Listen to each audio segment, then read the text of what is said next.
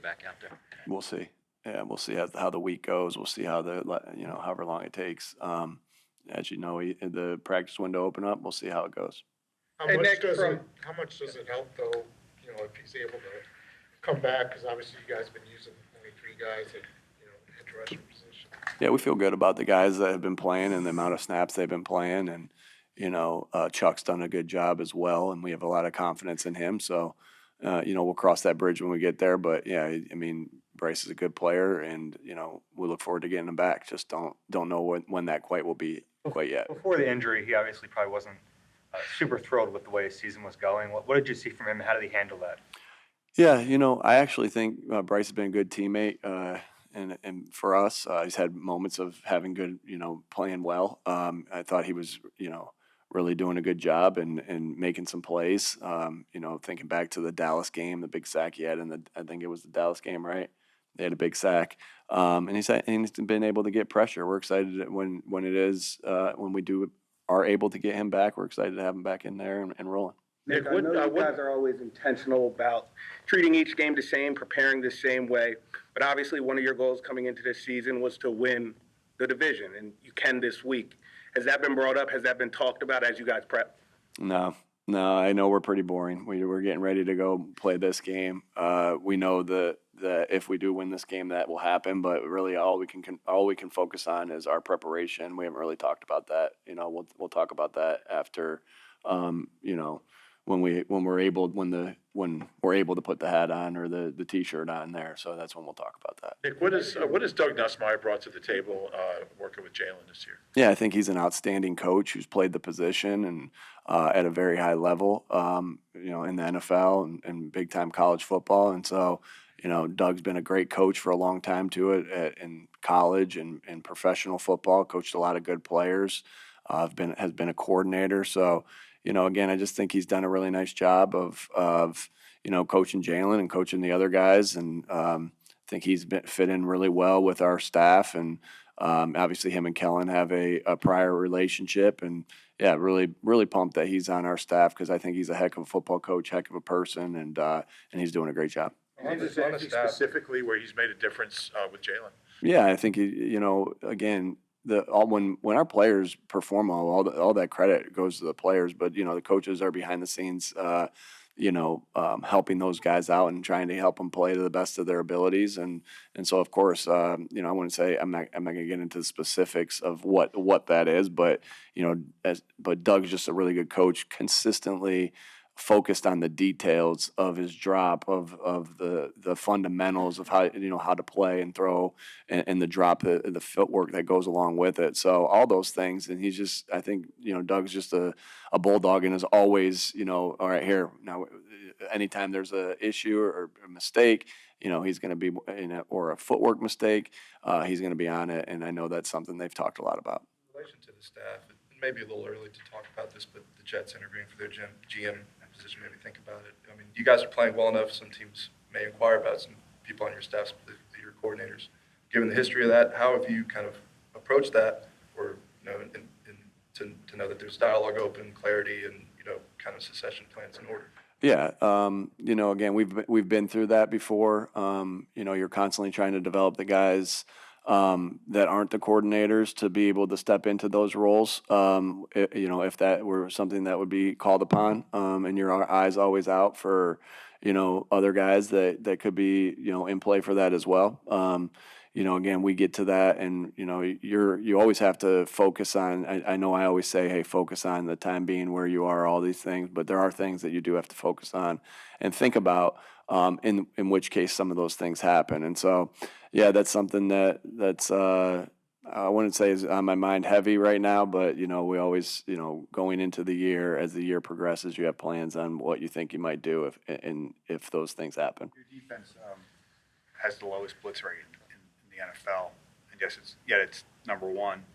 From an offensive minded coach's point of view, what does it how does it affect you when a defense doesn't blitz a lot? And is able to be as productive? Yeah, I mean that's a huge advantage as far as our defense. I think what happens when you blitz are some things that happen. Again, there's many different ways to be successful.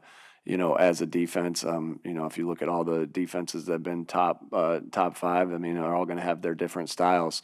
One thing as an offense that you think about when a team blitzes is there's one less guy to tackle your skill players if you are passing in that particular case.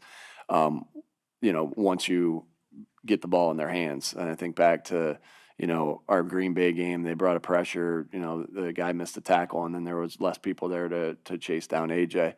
And then also same thing, as a run game, after you get through that first level, there's different blitzes that after you get through that first level, you can really, there's one less guy to tackle when you do that. And so, yeah, I mean, I think we've been really good at stopping explosive plays as a defense. That's part of it. And we've done a good job there of tackling and, playing different coverages in the secondary. So,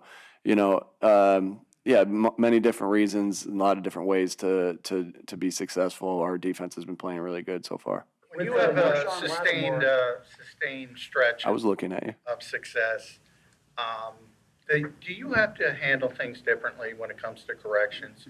When you have this, Say that one more time. when you have a sustained stretch of success, do you have to change your messaging at all when it comes to corrections? Do you have to No. tweak things? No, I think when you are making corrections, it's the tape is very black and white, right? I mean, as far as either I didn't do my job or I did do my job. That's as a player, that's as a coach, and so our job, things that we focus so much on as coaches, is to paint the picture very clear, so that the job requirement is very clear, right? And so showing them different looks, different pictures, different things like that. Hey, here's a job requirement on this. And when you meet the standard, whether that's in situational football, whether that's on a play design, whether that's on a play design versus a certain look, offensively or defensively, when you meet the standard, you point it out and say, hey, this is really good. When you don't meet the standard, you correct it. I think that's something that you do no matter what. I know that sometimes you can even be harder on guys after wins and through stretches there, because you're constantly trying to, everyone's trying to get better. So nothing really changes. Again, it's kind of our core value as far as accountability. Our job as coaches is to be very clear and to do the things that we need to do. And then their job as players is to live up to that standard. And so we talk about that, and our corrections to the coaches and players are the same off of that. You didn't face Marshawn Lattimore the first time with Washington. You did with New Orleans, but has that changed up after what you saw, expanding their coverages and changing up their coverages? Yeah, it's been one game with him in there. He's a really good football player. We've played against him in the past with our games against the Saints, but really outstanding football player. Probably a little bit too little of film to be able to say, hey, because again, there's just been one game and you can see different things, but. Yeah, he's a really good player that would allow him to do different things like that because of how good he's played in as a pro. So we'll have to be ready for him, and this is a good defense we're going against. You spoke Monday about player development. How do you do that during the season when so much of the week is game plan specific? And what's Barwin's player development program kind of behind the scenes for you guys? Yeah, little things that we do extra, again, not getting too much into that, but there's, we talk about having meetings with just the scout team players to prep them for practice, specifically on their jobs for that, so we get good looks as an offense. Well, a product of that too, or as a defense or in an offense, a product of that is you're spending extra time with them, coaching those guys up. And then we always try to find extra time at the end of the week where they're just, because when you go and you watch the offensive tape after practice or the defensive tape, you're watching, your plays. You're not going back sometimes in the film room and showing the scout team. So we're finding extra time to be able to do that with those guys as coaches, and then extra periods that we have. We always have extra walkthrough periods with developmental guys.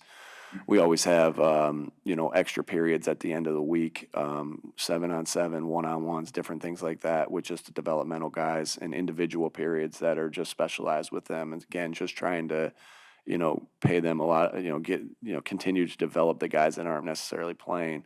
I think what Connor does he does a good job of, spending that extra time with these guys as well. Grading the tape and on different ways, maybe a little differently than the coaches look at it.